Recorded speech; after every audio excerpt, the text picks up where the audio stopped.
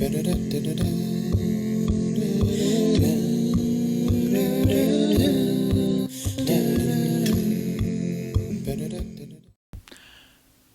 and welcome to our class tonight, or today, whenever you're watching it.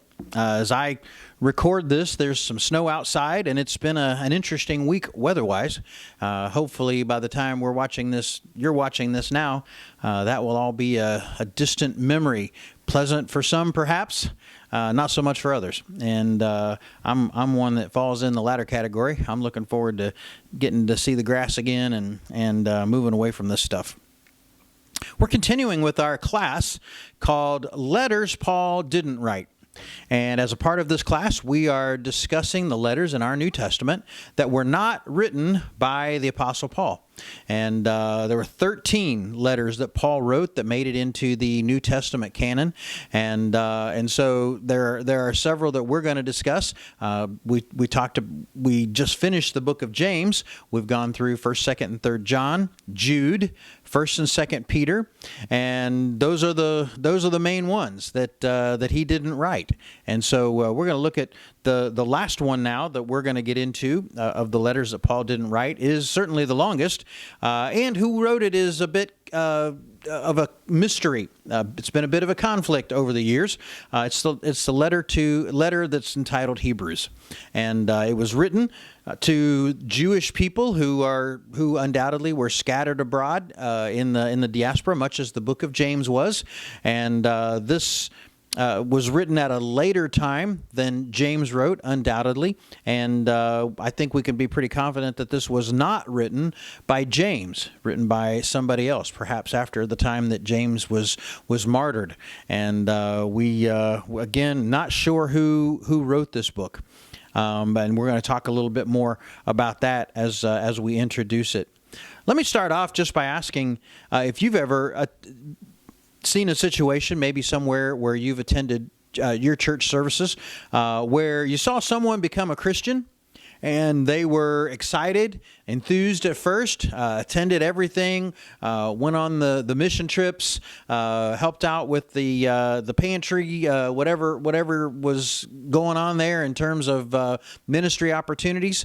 But then over time, some of their worldly friends kind of became a part of their lives again, and we see them more and more fading back into their old way of life until we don't see them again. They fall away. I've seen that happen a few times myself, and with a few people that I was close to over times. And if that's happened to you, you know that's kind of painful. That's kind of difficult, and it's a sad thing. Why do you think people fall away sometimes? Why do you think it is that they go back to a lifestyle that they knew before, or maybe a lifestyle that was different for them, but one that certainly isn't one that would be considered a Christian lifestyle? And I don't know all the answers to that. There are probably a lot of different answers why people fall away, why they go back to an old way of life. And while they may blame others, legitimately or not so much, while they may have people that they blame for their falling away, essentially and eventually the answer has to be that it just became easier to return to what they knew. It just became easier to be what they were before, or easier to be something else other than a Christian. And so they decided to move in that direction. Easier, less painful, whatever it is, they moved because they felt like they needed to get away. The Jews who'd become Christians in the first century may have had some similar issues. Issues where being a follower of Jesus had become more and more difficult. Like the people I mentioned early on. They had been enthusiastic when they first became Christians. They were a part of this loving, intense fellowship of Jesus followers, and were excited. I'm sure they were involved in the ministry to their elderly. They were trying to help people out in the name of Jesus. But eventually, because of the fact that they had pressure from Jewish people that they knew who were not Christians. Perhaps they had pressure from their friends and family. Maybe they had been disowned at one time, as many were, by their friends and family, and so they felt pressure to move back in that direction. to restore those relationships. Perhaps it was because of the conflict between Jewish Christians and Gentile Christians. And we know many of the books that Paul wrote dealt with some of the differences and the difficulties between Jewish Christians and Gentile Christians. And maybe all of those things played a role, but whatever it was, there were many who succumbed to the temptation to just fall back and blend in with their own people. What they knew before just became easier. Well, the writer of Hebrews is dealing with that as he talks about as he talks about Christianity and encourages people to keep the faith, to stay with their Christian beliefs. His arguments in Hebrews are arguments undoubtedly against those from the Jewish ranks who are trying to pull them back, trying to draw them back into Judaism, trying to become, telling them again that they should become what they were before. The argument that the Hebrew writer makes is that Jesus is superior, following Jesus, the lifestyle that requires is superior to their former way of life. That Jesus is superior to the angels and superior to the Moses, that his covenant is superior to the old covenant. Everything about being a Jesus follower is better than following the law of Moses. And we'll see that he makes several arguments, several discussions about why following Jesus is superior to their old way. And in this, he encourages them to hang on to their faith, to keep their faith, and to fix their eyes on Jesus, who is the author and perfecter of their faith. In fact, we'll see that verse coming up in a few lessons. So today we're going to start off with kind of an introduction, and I know introductions can be a little dull and a little boring, but I think especially for the book of Hebrews, it's important. It's something that we need to at least make an allusion to and discuss as we set up what's going to happen within the rest of the book. A lot of the origin of the book of Hebrews is mysterious. We don't know exactly when it was written. We don't know exactly who wrote it. And so those things that generally accompany the introduction with a book of the Bible are simply not there. There's some guesses that we have. For a long time, this book was called, in fact, until about the Reformation movement, this letter was called the letter of Paul to the Hebrews. It was just assumed that the Apostle Paul had written this letter. However, around the time of the Lutheran Reformation, scholars began to question that, began to question whether Paul could have written this book. Many scholars believe that the style and the word choice in Hebrews are so unlike anything that Paul wrote in any of his other letters that this book simply could not have been written by Paul. Very different look. The Greek that's used in it is excellent. It's a very scholarly writing, whereas when Paul wrote in his other letters, it was he used a very common kind of Greek. This was a very formal kind of Greek that Hebrews was written in. Not that Paul wouldn't have known it. It's just they questioned whether he would have used it in writing to a group of people. Many have said, because of its excellent Greek, that this must have been written by someone who was a scholar, someone who had studied Greek, and someone who was well-read and well-studied. Two names kind of rise to the surface as people have thought about who might have written this book, if it wasn't Paul, one of whom was Barnabas, Paul's old traveling companion. You remember in Acts chapter 13 when Paul first begins his missionary journeys and starts off into the Greek islands, and he stops first, I believe, at Cyprus, and it's either Cyprus or Crete, and I get those two mixed up. But he stops on an island there, and it was the island that Barnabas was from, his home island. And Barnabas was undoubtedly a smart guy. He could have written this kind of book. He could have written it to the Jews because obviously he was a Jew as well. He had a high standing in the first century church. Many looked at him as one of the pillars of the church. And so certainly it could have been Barnabas who wrote it. Another name that comes up pretty frequently when talking about who wrote Hebrews is Apollos. You remember who Apollos was? He was a native of Alexandria, which was down in Africa, and yet he was a Jew. Undoubtedly, his family had moved down to Alexandria for reasons unknown to us. But Alexandria was known for its universities and for its higher education, and so undoubtedly Apollos was a very, very smart man, a very well-studied man, certainly a scholar who could have used this kind of Greek, and certainly he also had a high standing among the Jews. We don't know which one of these it was. Everybody's got their favorite. Other names that have been suggested is maybe Timothy wrote it, or perhaps even Priscilla, for those who want to feature the possibility of a female writing this. Again, we don't know. My favorite in this is the possibility that Apollos might have written it. He certainly would have had the understanding. He certainly would have had the scholarly approach that Hebrews takes to proving that Jesus was the Messiah and proving that Jesus' way was a better way. We know from the book of Acts that he started doing that in places like Corinth and Ephesus, and was well received in those places. So certainly it could have been Apollos. But the bottom line is we just don't know. We know that it was an educated Jew. We know that it's by a person who had some standing, some good standing among the Christian community in the first century, and he was a respected leader of the church. Unfortunately, he doesn't identify himself at the beginning of this writing, as most authors do, or at least give some hint as to who wrote it. He doesn't do that at all. He takes right off with his message, proving that again that Jesus was the Son of God and that his way is superior to the old Jewish way. What we do learn from reading this letter is that we too, as the first century church did, we too can have great confidence in our faith and know that as we keep our faith and follow Jesus through difficult times, that we can have a straight arrow that points directly to the Father. And we know we can have confidence that as we keep our eyes fixed on Jesus, the author and perfecter of our faith, that we can have great confidence as we approach the throne of the Father, that he'll hear us and that we'll spend eternity with him afterwards. With that, let's get into the first chapter. Hebrews chapter 1.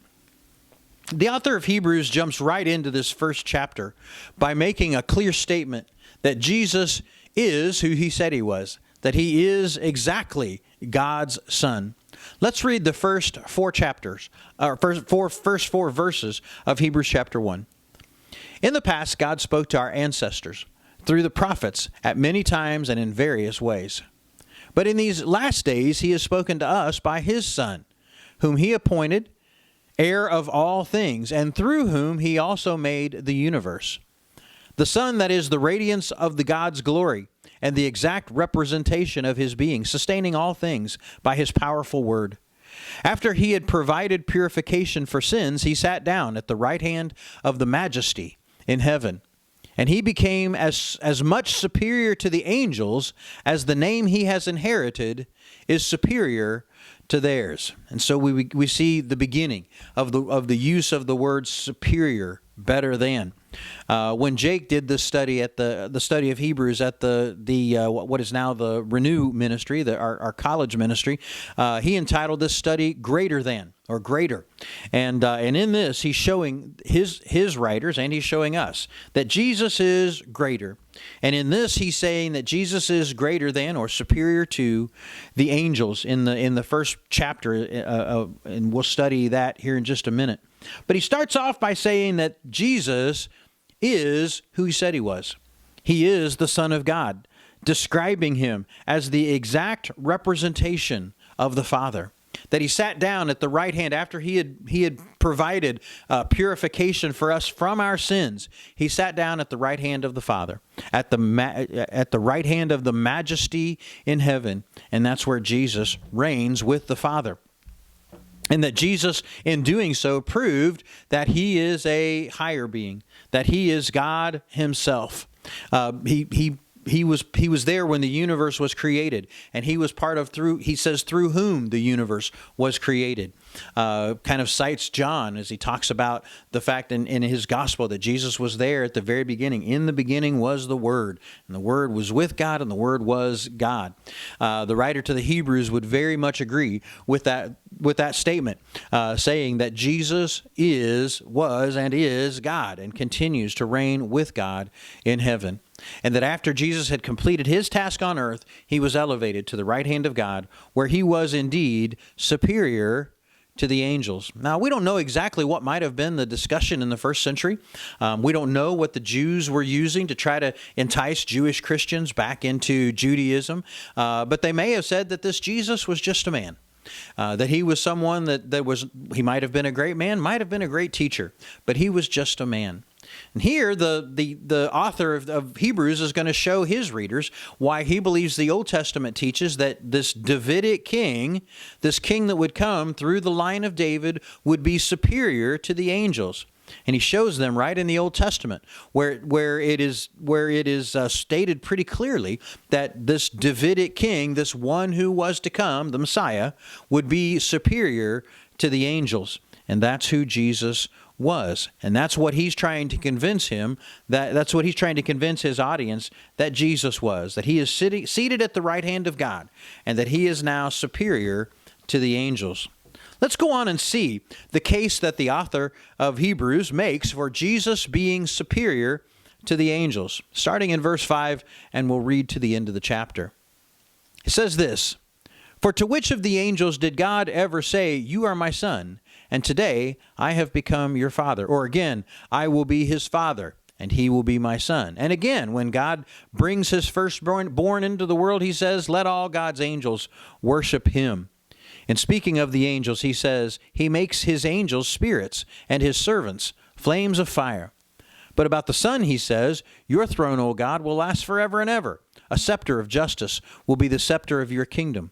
You have loved righteousness and hated wickedness. Therefore God, your God, has set you above your companions by anointing you with the oil of joy.' He also says, 'In the beginning, Lord, you laid the foundations of the earth, and the heavens are the work of your hands. They will perish, but you will remain. You will roll them up like a robe, like a garment. They will be changed, but you will remain the same. Your years will never end.' To which of the angels did God ever say, 'Sit at my right hand until I make your enemies a footstool for your feet'? Are not all angels ministering spirits sent to serve those who will inherit salvation?" So again, when it comes to the question of Jesus being superior to the angels, the author of Hebrews says, absolutely, he is. And he quotes several passages in the Old Testament in doing so. That the first passage we read, "You are my son, and today I have become your father."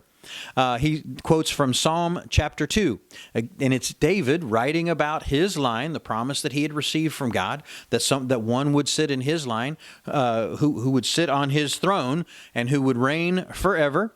David quotes this, or the writer of Hebrews quotes this as David saying that in his line a son would come who would fulfill these prophecies. "You are my son, and today I've become your father." Jesus, this Messiah, this Davidic king, would become God's son, would be proclaimed God's son, and that's exactly who he is.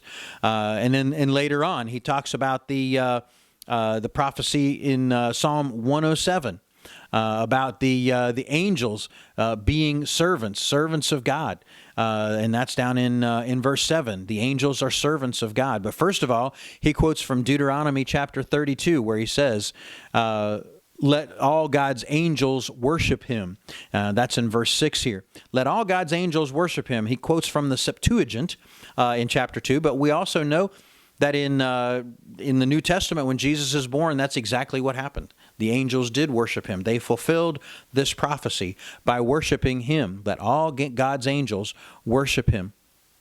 So he was God's son. The angels did worship him, and again, that makes him superior to the angels. He says, "Who are these angels, and what are they about?"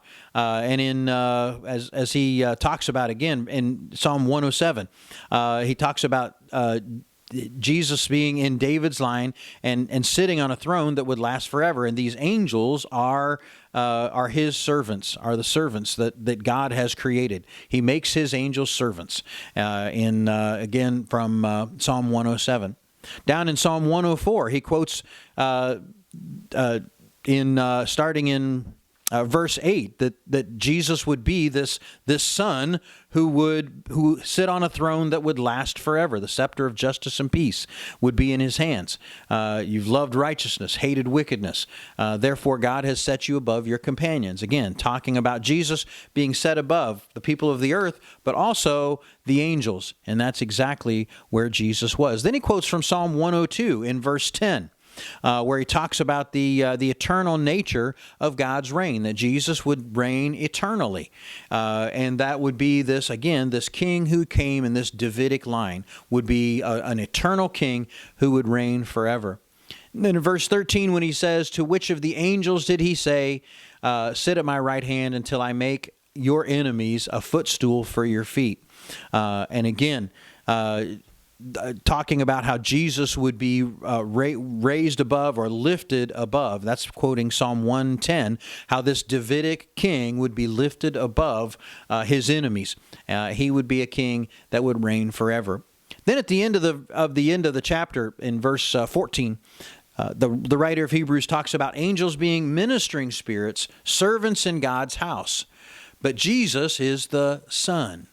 And in fact, he says in this that those who inherit salvation are the ones that the angels were created to serve. And so not only is Jesus superior to the angels, but those who follow Jesus will also be people that the angels will serve. Jesus is superior to the angels. Now, the Jews in the first century would certainly have counted the angels as those that were superior to man. And so if Jesus was just a man, he would not have been considered as superior to the angels. But the Son of God certainly would be. And so the writer of Hebrews tries to convince his audience and talks to his audience about the fact that Jesus is the Son of God. And if he is the Son of God, then he is certainly superior to the angels. And later he'll talk about how his covenant is more important and superior to the old covenant. The old covenant is passed away. The new covenant has come into being. And the writer of Hebrews will talk about that. He'll talk about how Jesus might have been human, but he was also made into the form of God. He was also a form of God. And he'll talk about that later in chapter 2 as we talk about that next week. In this, he's saying, through these first several chapters, the author of Hebrews seems to be saying you don't want to miss Jesus.